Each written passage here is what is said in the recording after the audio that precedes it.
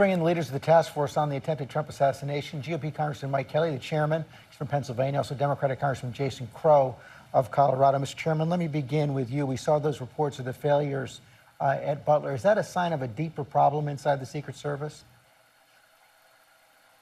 You know, the more we look at it, the more you think, well, what caused that? This is the elite. This is the best group we can put forward. And if we're having failures at that stage, there's something more that we have to take a look at. So there's a lot of different things, George, that we're looking at. Our staff, not just the 13 members of the task force, but we have a staff that's working very hard every day to get to the bottom of what happened on July 13th. But more importantly, I think, George, is what happened on July 12th, July 11th, July 10th, what was the preparation for that event? And were we ready for that day, or had we been too casual about it because it just seems to be commonplace that Trump is going to be somewhere, he's going to be speaking, and there's going to be thousands of people. Let's go at it. I do know this, and I think that Jason will agree. The preparation for that event leaves a lot in our minds as to how in the world the most elite group, the people we rely on to protect people, was so casual about that, and that's the way it seems right now. And hopefully, it doesn't get worse. But I got to tell you, to me, it is very troubling where we are today and what we're trying to get to. And I think that the people we trust are the people that let us down the most. Congressman Crow, were they casual or they stretched too thin, or both? I think it's both, George. I mean, I couldn't agree more with Mike Kelly here. I mean, there were no doubt a series of cascading failures that day, which is reflective of a cultural problem, a command and control problem. But they are no doubt stretched thin. I mean, we are in a threat environment where threats are at historic highs. We're asking the Secret Service to protect a sitting president and then two presidential candidates and then former presidents and all their families. In an environment where threats are 3 times, 4 times higher. Acting Director Rowe was very clear to our task force a week ago when he briefed us that his service, his agents are redlined, was the phrase he used. They've been working 80, 90-hour weeks. They're out in the field 3 weeks out of a month. You can't expect folks to do that in perpetuity without them reaching a breaking point. So there's no doubt they need additional resources, but additional funding and resources is not going to solve the problem between now and Election Day. So we need to have a discussion about what needs to happen in the next 45 days, actually sooner than that, to make sure this does not happen again. Well, what does need to happen? Well, my view is that we need to rely on other agencies.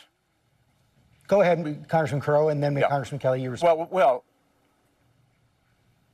So who? Go ahead. Yeah, Jason, we can't mass produce Secret Service agents. We can't create these. It takes years to create a Secret Service agent. So we have to rely on Department of Defense agents, other federal agencies to cover down and provide some relief to these folks. Because one of the issues that we saw in Butler, Pennsylvania, was the over-reliance on local law enforcement. Now, these are fantastic folks. They do really well, but they are not trained and equipped to provide presidential-level security. So looking at what resources the Department of Defense and other agencies that have a higher level of preparedness and resourcing can do to help Secret Service is really important.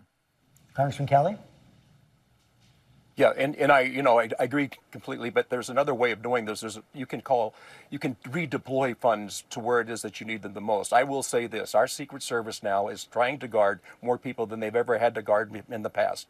And there's such a heightened atmosphere right now. I'm listening to everything that's taking place around the United States. We have people acting out in a bad way, and something spurring them on to do that. A lot of it is the rhetoric. We've got to be careful about what we say and when we say it and how it's received by somebody else. We can redeploy money, and we need to do that. Secret Service works under Homeland Security.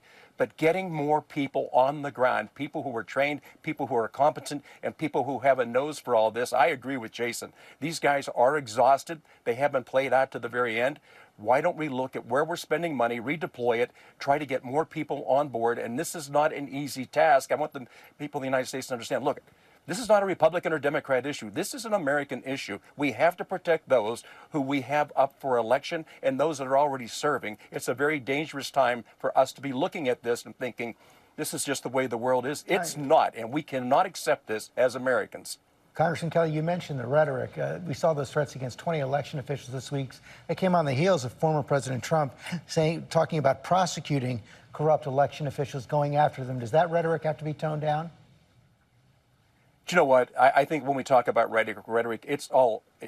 Every place I go, there's people talking. I can go in a coffee shop and people start yelling at me about what needs to be done. There's something that's happened to us. Our culture has been greatly affected by this. Rhetoric is rhetoric. Both sides say things at times. You look back and say, well, I didn't mean it that way. And I said, that's the way it was perceived and that's the way it was taken. You've got to be careful of what you say and how you say it.